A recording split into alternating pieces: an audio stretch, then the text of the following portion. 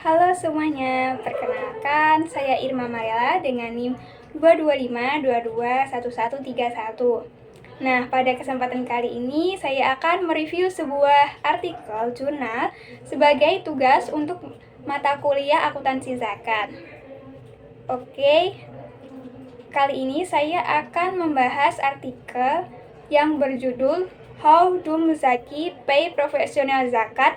The Qualitative Inquiries Using the Blue Model yang dipublikasikan di Journal of Islamic Marketing. Nah, penelitian ini dilakukan oleh Safwan Kamal, Izra Berakon, Abdul Hamid, dan Zainal Muttaqin.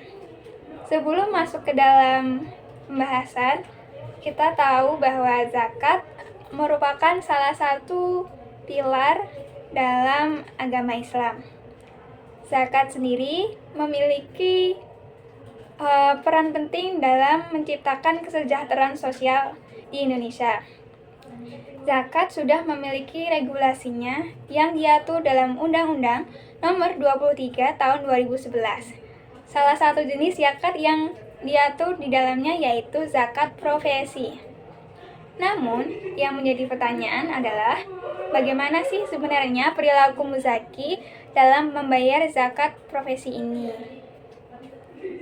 Nah, inilah yang menjadi fokus dalam penelitian dalam artikel di jurnal ini. Metode penelitian yang digunakan dalam artikel ini yaitu dengan metode kualitatif. Dengan pendekatan fenomenologi, untuk menganalisis perilaku muzaki, penelitian ini menggunakan indikator yang dirumuskan dalam teori Bloom, yang membagi perilaku manusia ke dalam 3 domain utama. Yang pertama ada domain kognitif atau berdasarkan pengetahuan dan pemahaman. Yang kedua ada domain afektif berdasarkan sikap dan emosi. Dan yang ketiga ada domain psikomotorik atau berdasarkan tindakan nyata. Studi ini dilakukan pada muzaki yang merupakan aparatur sipil negara atau ASN di Aceh yang berstatus wajib zakat di Baitul Mal, Kota Langsa.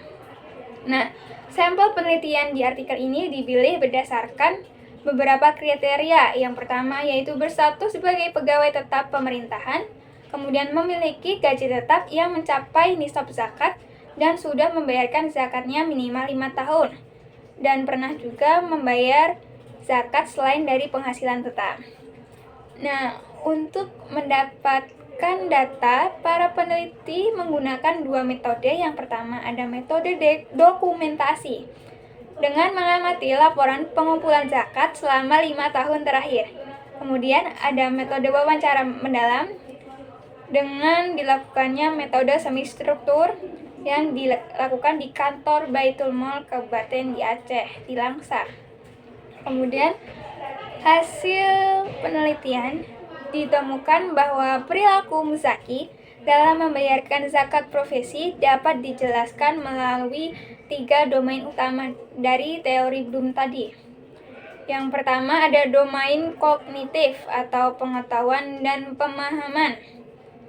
Nah, muzaki memahami zakat profesi berdasarkan pengalaman mereka, baik dari seminar, pendidikan agama, maupun pengalaman pribadi. Contohnya seperti wawancara yang dilakukan pada Abdul Qayyum. Beliau menyatakan bahwa pemahamannya tentang zakat profesi muncul setelah mengikuti seminar. Ia menekankan bahwa sosialisasi sangatlah penting dalam meningkatkan kesadaran masyarakat. Kemudian pada Tuan Iskandar Mirza juga menjelaskan bahwa ia sudah memahami zakat sejak kecil melalui pendidikan agama di TPA. Kemudian yang kedua ada domain afektif berdasarkan sikap dan emosi. Muzaki memiliki keterlibatan emosional dalam membayar zakat baik karena keyakinan agama, ketenangan batin maupun melihat manfaat zakat bagi masyarakat.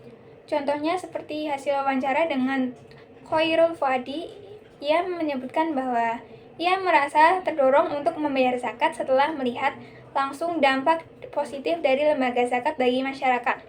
Kemudian muklis juga merasakan tentang ketenangan jiwa setelah membayar zakat dan merasa lebih baik dan lebih dekat dengan ajaran Islam. Yang ketiga ada domain psikomotorik, yaitu tindakan nyata. Muzaki menggunakan berbagai metode pembayaran zakat sesuai dengan preferensi mereka. Contohnya seperti Pak Ridwan, memilih metode pemotongan gaji otomatis karena lebih praktis dan transparan. Dan kemudian ada Tuan Muklis lebih suka melakukan transfer langsung ke rekening lembaga zakat agar lebih fleksibel. Nah, penelitian ini memiliki dampak yang sangat signifikan bagi lembaga pengelola zakat, terutama di Kota Langsa. Nah, pemerintah dapat melihat bagaimana implikasinya terhadap peningkatan sosialisasi zakat dengan pendekatan yang lebih efektif. Implikasi penelitiannya yaitu penelitian memiliki dampak yang signifikan bagi lembaga pengelola zakat, terutama di Kota Langsa. Beberapa diantaranya yaitu pemerintahan dapat meningkatkan sosialisasi zakat dengan pendekatan yang lebih efektif. Kemudian lembaga zakat dapat memahami perilaku muzaki lebih baik dan mengembangkan metode pembayaran yang lebih nyaman. Yang selanjutnya, dengan strategi yang tepat, potensi zakat dapat dioptimalkan untuk meningkatkan kesejahteraan masyarakat dan pertumbuhan ekonomi. Jadi, penelitian ini menunjukkan bahwa perilaku muzaki dalam membayar zakat profesi dapat digunakan dengan teori Bloom, yaitu kognitif. Dengan memahami pola ini diharapkan dari teori Bloom ini diharapkan lembaga zakat dan pemerintah dapat meningkatkan efektivitasnya dalam pengelolaan zakat profesi di Indonesia. Nah, itulah review jurnal yang bisa saya sampaikan kali ini. Semoga informasi ini bermanfaat dapat memberikan informasi dan wawasan baru mengenai perilaku muzaki dalam membayarkan zakat profesinya menurut teori Bloom. Terima kasih sudah menonton. Bye-bye.